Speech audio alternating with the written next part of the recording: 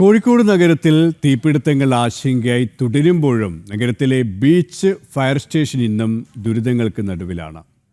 കഴിഞ്ഞ 21 വർഷത്തിനിടെ നഗരപരിധിയിൽ 42 തീപിടുത്തങ്ങളാണ് റിപ്പോർട്ട് ചെയ്തത്.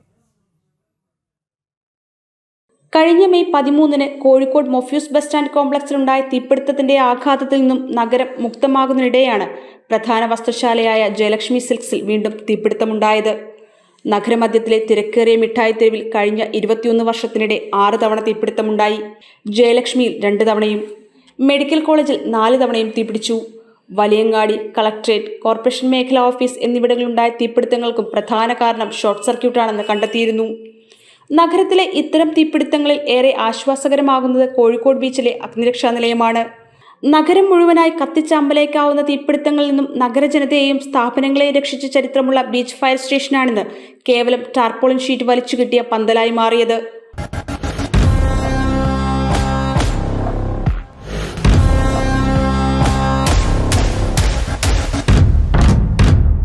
കഴിഞ്ഞ കുറേ മാസങ്ങളായി ജീവനക്കാരുടെ ക്വാർട്ടേഴ്സ് ഉണ്ടായിരുന്ന ഭാഗത്ത് ടാർപോളിൻ ഷീറ്റ് വലിച്ചു കെട്ടിയാണ് ഫയർ സ്റ്റേഷന്റെ പ്രവർത്തനം. പഴയ ക്വാർട്ടേഴ്സിലാണ് ഓഫീസ് പ്രവർത്തനവും ജീവനക്കാരുടെ വിശ്രമവുമെല്ലാം. മിഠായി തെരുവ്, വലിയങ്ങാടി, ബീച്ച്, പാളയം എന്നിങ്ങനെ നഗരപരിധിയിൽ തന്നെ 100 കണക്കിന് ബഹുനില കെട്ടിടങ്ങളും വലിയ ആൾത്തിരക്കുള്ള സ്ഥലങ്ങളുമുണ്ട്. ഈ ഇടങ്ങളിൽ എവിടെയെങ്കിലും തീപിടുത്തമടക്കമുള്ള അപകടങ്ങളുണ്ടായാൽ രക്ഷാപ്രവർത്തനത്തിന് കാലതാമസം നേരിടുമെന്നാണ് ആക്ഷേപം. ഈ നഗരഹൃദയത്തിൽ തന്ത്രപ്രധാനമായ സ്ഥലത്തൊരു ഫയർ സ്റ്റേഷൻ ഉണ്ടോ? ആ ഉള്ള ഫയർ സ്റ്റേഷൻ ബീച്ചിലുള്ളത് എവിടെ പോയി? ആരാണ് അതിനെ തകർത്തത്? ഇപ്പോൾ വെള്ളിമാടുകുന്ന് അല്ലെങ്കിൽ മറ്റ് മുക്കം, മീൻചന്ത ഇങ്ങനെയൊക്കെയല്ലേ വരുന്നത്. എയർപോർട്ടിലുള്ള പാന്തർ ഫയർ ആൻഡ് റെസ്ക്യൂ സംവിധാനം ഇവിടെ എത്തിയില്ലായിരുന്നുവെങ്കിൽ അത് 8 മണിക്ക് എത്തുന്നത്. അപ്പോഴാണ് ഇത് നിയന്ത്രിച്ചിട്ടുള്ളത്. അപ്പോൾ വളരെ കൃത്യമാണ്.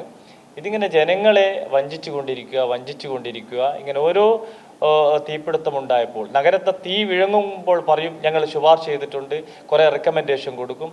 അവസാനം ഇതെല്ലാം തന്നെ തീ പുക അണിഞ്ഞാൽ ഇതും അങ്ങോട്ട് തീർന്നു പോകും. കെട്ടിടം അപകടാവസ്ഥയിലായതോടെ 17 കോടി ചെലവിൽ പുതിയ കെട്ടിടം നിർമ്മിക്കാൻ ആവശ്യമായ പദ്ധതി തയ്യാറാക്കി സർക്കാരിന് സമർപ്പിച്ചിരുന്നു. ഇതോടൊപ്പം തന്നെ താൽക്കാലിക സൗകര്യത്തിനായി ആദ്യം കോർപ്പറേഷനും മത്സ്യത്തൊഴിലാളി ക്ഷേമനിധി ബോർഡ് ഓഫീസ് കെട്ടിടം ലഭ്യമാക്കാൻ ജില്ലാ ഭരണകൂടവും ഇടപെട്ടെങ്കിലും ഇതും പാതി വഴിയിലാണ്. ഇതോടെയാണ് ടാർപോളിൻ ഷീറ്റിനകത്തേക്ക് ഓഫീസ് പ്രവർത്തനം ചുരുങ്ങിയത്. കോഴിക്കോട് നഗരം വളരുകയാണ്. ആ വളർച്ചക്കൊപ്പം ഫയർ സംവിധാനങ്ങൾ വളരുന്നില്ല. പുതിയ ആധുനിക സംവിധാനത്തിലുള്ള കരിപ്പൂരിൽ നിന്നുള്ള പാന്തർ പോലുള്ള എത്തുമ്പോഴാണ് നമ്മുടെ കോഴിക്കോട് ശമനം ഉണ്ടാകുന്നത് തീക്ക്. അത് 2005-ലും 2007-ലും എല്ലാ തീപിടുത്തത്തിനും ആ ഉപകരണം വന്നതിന് ശേഷമാണ് ഇത് തീ ശമിക്കാൻ കഴിഞ്ഞത്. അപ്പോൾ എന്തുകൊണ്ട് സർക്കാർ കോഴിക്കോട് നഗരത്തിൽ അത്തരത്തിലൊരു മിഷന് ഇവിടെ ഈ ഫയർ സ്റ്റേഷനിൽ എത്തിച്ചുകൊണ്ട് ഈ നഗരത്തെ രക്ഷിക്കാനുള്ള ആധുനിക രീതിയിലുള്ള സംവിധാനത്തോടുകൂടി ഈ നവീകരിച്ചുകൊണ്ട് എത്രയും പെട്ടെന്ന് പണി പൂർത്തിയാക്കിക്കൊണ്ട് ഇത് സജ്ജമാക്കണം എന്നാണ് ഏകോപന സമിതിക്ക് ആവശ്യപ്പെടാറ്. ഇതിനകം തന്നെ സ്റ്റേഷനിലെ ജീവനക്കാരിൽ ഭൂരിഭാഗം പേരെയും ജില്ലയിലെ മറ്റു സ്റ്റേഷനുകളിലേക്ക് മാറ്റി. ഫയർ എഞ്ചിനുകൾ മിക്കതും മീൻചന്ത, വെള്ളിമാടുകുന്ന് സ്റ്റേഷനിലേക്ക് മാറ്റി. ചുരുക്കത്തിൽ ഒരു യൂണിറ്റ് മാത്രമാണ് ബീച്ചിലുള്ളത്. ഇതോടെ നഗരത്തിലെ വലിയ അത്യാഹിതങ്ങൾ ഉണ്ടായാൽ മറ്റു സ്റ്റേഷനുകളെ ആശ്രയിക്കേണ്ട അവസ്ഥയിലുമായി. അത്യാഹിതങ്ങളിൽ രക്ഷയാക്കേണ്ടവർ തന്നെ പ്രതിസന്ധിയിലാണെന്ന് കാണിച്ചു തരുന്നതാണ് കോഴിക്കോട് ബീച്ച് ഫയർ സ്റ്റേഷനിലെ ഈ ദൃശ്യങ്ങൾ.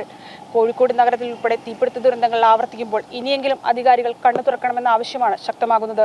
കോഴിക്കോട്ട് നിന്നും ക്യാമറമാൻ സന്തോഷിനൊപ്പം രമ്യ ദാസ്, ജനം.